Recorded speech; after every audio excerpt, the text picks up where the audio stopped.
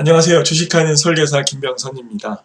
요즘에 재무상담을 하다 보면 필수적으로 보험 상담도 이루어집니다.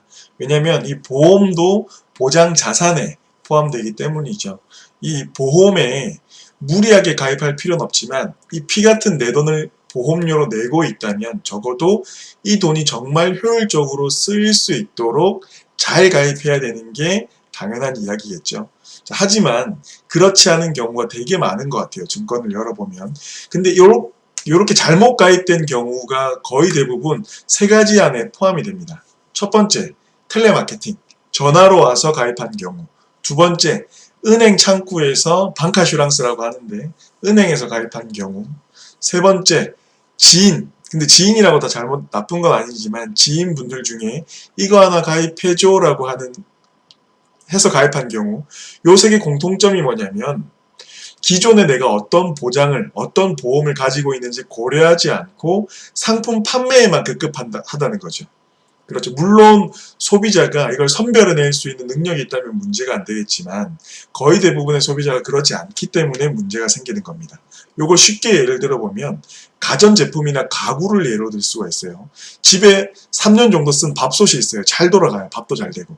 근데 새로 나온 밥솥 너무 기능이 좋은 신기능 막 인공지능 밥솥이 있다고 밥솥을 그냥 사나요?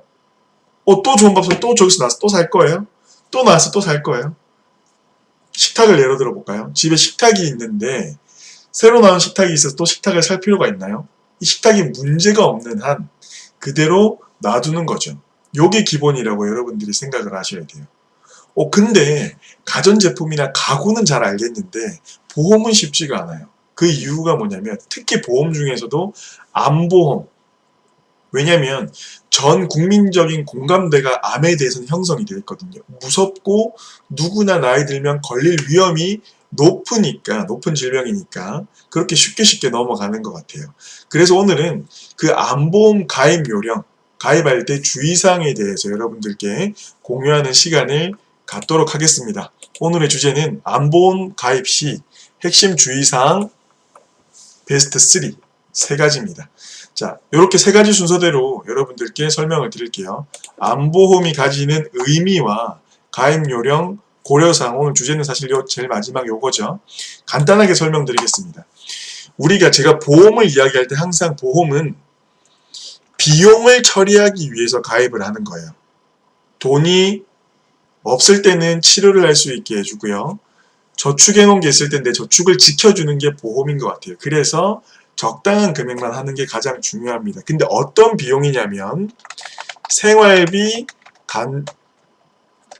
의료비, 생활비, 간병비 크게 세 가지 비용이 필요합니다. 이 범주를 벗어나는 사람은 없어요.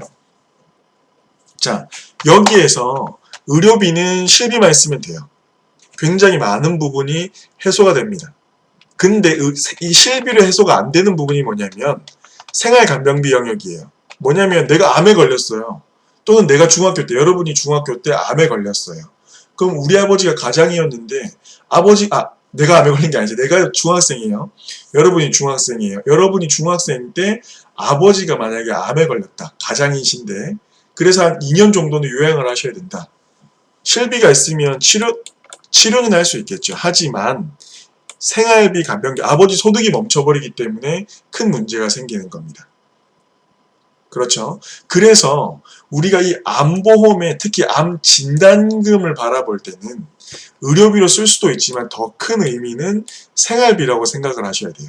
실비만 있으면 우리 중증장애인으로 등록이 돼서 급여 부분의 95%가 나라에서 나오고 비급여는 또 실비에서 또 처리하면 그것 때문에 우리 가정이 무너질 일은 없어요.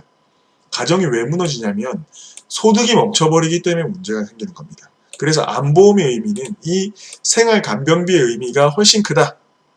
물론 의료비로도 쓸 수 있겠지만 자, 그러면 이걸 설명드리셨으면 가입 요령이 생겨요. 가입 요령을 알려드릴게요. 여러분이 30세라고 칠게요. 가정을 해볼게요. 그리고 60세가 됩니다. 그리고 언젠가는 100세가 되겠죠. 자, 이렇게 봤을 때 30세에서 60세 요 구간을 소득활동기라고 생각하시면 돼요. 그리고 60세에서 100세를 노년기라고 생각을 한번 해볼게요. 자, 그러면 우리가 암 진단금이 가장 많이 필요한 시기가 언제일까? 자, 요때 암 진단금이 가장 많이 필요합니다. 왜냐하면 여러분이 소득활동을 하고 계시거나 또는 남편이 소득활동을 해주고 있다. 그럼 남편이 만약에 암에 걸렸어요. 그럴 일이 있으면 안 되겠지만 그러면 우리 가정 전반적으로 문제가 생깁니다. 남편의 치료뿐만 아니라 의료비뿐만 아니라 애가 다니고 있는 학원, 앞으로 갈 대학, 우리 집 월세, 뭐 아니면 보험료, 핸드폰 값 등등 모든 부분에 영향을 미치는 게 요 구간이죠. 그쵸? 지금 남편의 또는 여러분 가정의 소득을 생각을 해보시면 돼요. 그 소득이 2년 정도 멈춰? 엄청나게 큰 타격이 있겠죠. 그렇죠. 그래서 요때는 진단금이 많아야 됩니다. 요때는 진단금이 요때보다는 물론 뭐 요때도 많아야 되겠지만 요때보다 리스크가 크진 않아요. 노년기 때는. 그렇죠. 그래서 여기에서 들어오는 개념이 뭐냐면 갱신과 비갱신입니다. 갱신이 무조건 나쁜 거 아닌가? 절대 그렇게 생각을 하면 안 돼요. 자, 보세요. 비갱신을 먼저 가입을 하는 거예요. 요때 필요한 건 뭐냐면 소득활동기 요때 필요한 게 뭐냐면 비갱신입니다. 비갱신이 필요한데 비갱신은 처음부터 비싸잖아요. 그러니까 이 소득활동기에는 비갱신을 베이스로 하고 그 위에다가 갱신형 암 진단금을 넣어주는 겁니다. 싸게. 자, 보세요. 비갱신을 베이스로 하고요. 그 위에다가 갱신을 이렇게 올려버리는 겁니다. 그러면 어떻게 되죠? 비갱신 만약에 5천만원 또는 4천만원, 갱신형 5천만원. 그럼 난 벌써 암 진단금이 1억이 됐는데 저렴한 가격에 1억을 받았죠. 그리고 나서 요때 노년기 때 비갱신만 이미 납입이 끝났을 거니까 그쵸. 요때 요 구간 되면 비갱신은 계속 가져가고 갱신은 줄이던지 해지를 하는 겁니다. 왜냐하면 요때는 비갱신 플러스 실비도 있겠죠. 뭐 요때도 마찬가지 실비가 있겠지만 이렇게 가져가야 되는 거예요. 그래야 내가 조금 저렴한 가격에 많은 진단금, 생활자금까지 고려를 할 수가 있고요. 그리고 그 이후에 비갱신만 이게 효율적으로 보험을 바라보는 겁니다. 이렇게 가입을 하셔야 돼요. 근데 요거를 조금 더 세부적으로 여러분들께 설명을 한번 드려볼게요. 고려사항 3가지가 있어요. 첫 번째는 아까 서두에 말씀드린 것처럼 기존 보험을 고려하셔야 됩니다. 내가 지금 비갱신 암 진단금을 3천만 원 가지고 있네. 그러면 나는 비갱신을 더 추가하는 것보다는 갱신을 조금 더 넣는 게 낫겠네? 또는 나는 지금 가격도 충분히 감당이 되는 가격이니까 비갱신을 조금 더 늘려보자. 아니면 나는 완납해둔 비갱신이 있으니까 근데 그 사이즈가 되게 크네? 4천만 원짜리네. 그럼 나는 굳이 비갱신 비싸게 하는 것보다 나는 갱신형을 조금 이렇게 소득활동기에 많이 보장을 받고 나머지 돈 세이브되는 돈은 내 노후를 위해서 연금저축펀드에 넣을래? IRP에 넣을래? 아니면 적금을 넣을래? 이런 식으로 가야 되는 거예요.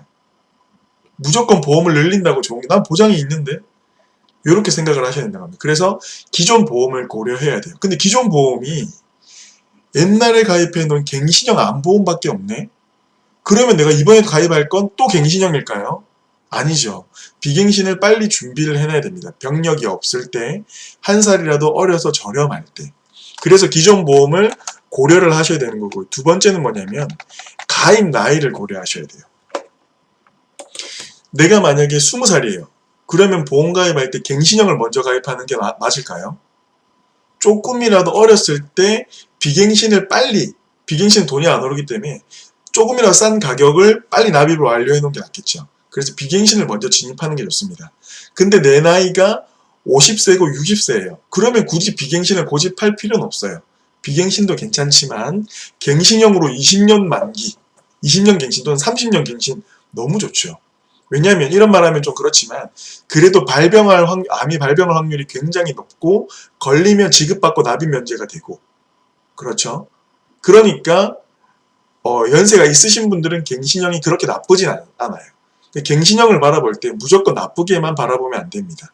이 가입 나이에 따라서 갱신형은 필요할 수도 필요 없을 수도 누가 먼저 가입을 해야 되는지 얘기가 달라지는 거예요. 그래서 가입 나이를 여러분 꼭 고려하셔야 되고요. 세 번째는 뭐냐면 이게 가장 중요하지 않을까 생각이 들어요.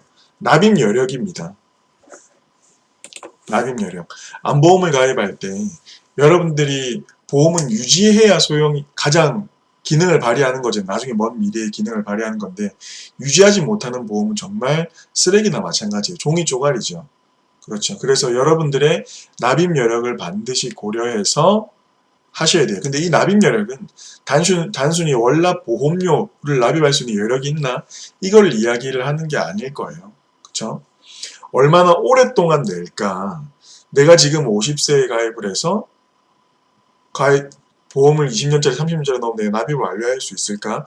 요것도 포함이 될 거고요. 그렇죠? 그리고 어쨌든 그렇겠죠. 납입 여력 굉장히 중요합니다. 예. 내가 납입할 수 있는 기간이나 금액을 고려해서 가입을 하는 게 가장 중요하겠죠. 자, 오늘 암보험이 가지는 의미와 가입 요령 그리고 고려사항 3가지 주의사항이죠. 알아봤는데 여러분들 보험 가입할 때 꼭 주의하시고요. 고려하셨으면 좋겠습니다. 그리고 너무 무리해서 보험을 넣으면 안 된다. 요거 꼭 짚고 가셨으면 좋겠네요. 김병선이었습니다. 감사합니다.